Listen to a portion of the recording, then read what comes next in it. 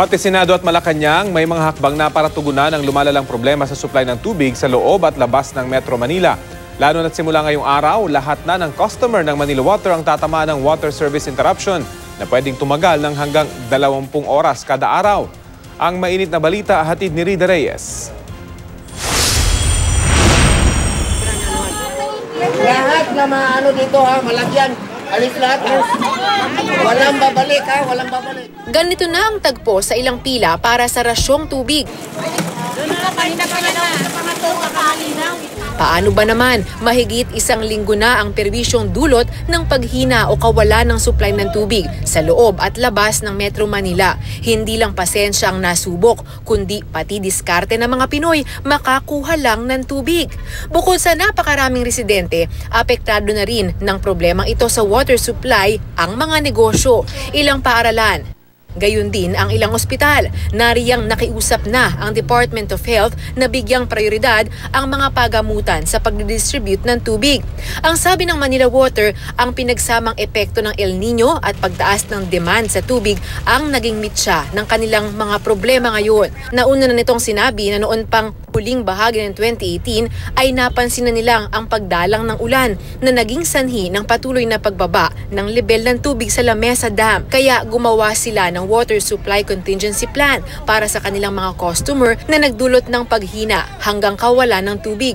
Paliwanag naman ng Pag-asa, weak El Nino pa ang nararanasan simula Pebrero.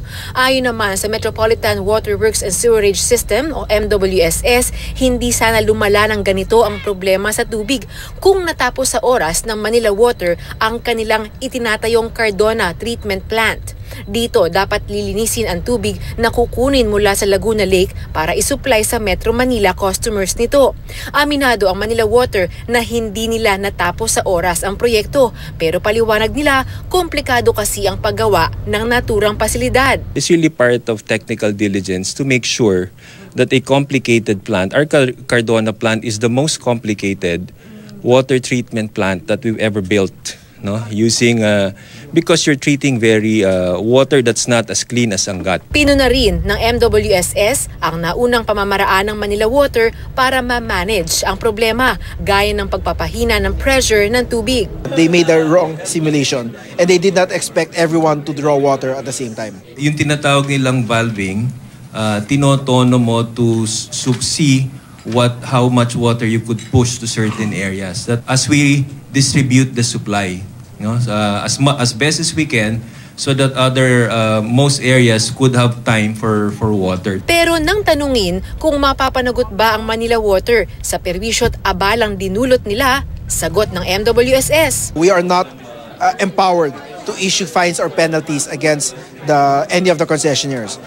The MWSS RO and the MWSS is actually pushing for a bill for a Department of Water and a Water Regulatory Commission. Unfortunately, this is still pending in Congress. Aminado naman ang MWSS sa kabiguan ng gobyerno na makapagtayo ng bagong dam sa loob ng mahabang taon. Ang naantalang pagpapatayo ng Kaliwa Dam sa Quezon itutuloy na raw ngayon taon ng isang Chinese company at inaasahang matatapos sa 2023. Pero ilan sa issue laban dito ay ang umano'y fault line na banta sa kaligtasan ng dam at ang epekto nito sa ancestral domain ng mga katutubong dumagat na nakatira doon.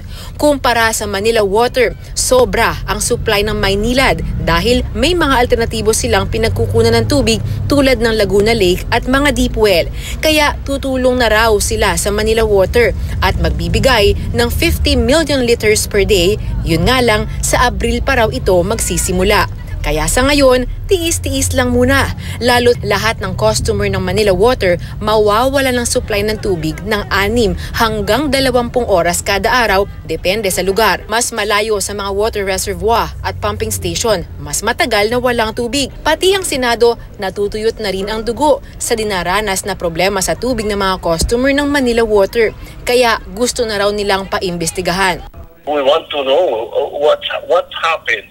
What is happening and what should we do about it? the committees are authorized to conduct hearings. Ang palasyo naman, pinag-aaralan ng maglabas na executive order para tugunan ang problema sa supply ng tubig. Nagkaroon na rin ng ganitong problema sa Metro Manila at Karatig Probinsya noong July 2010. Mahigit 100 barangay ang apektado kasunod ng pagbaba ng critical level ng tubig sa Angat Dam. Naibsan lang ito nang nakaranas na ng pag-ulan. Rida Reyes, GMA News.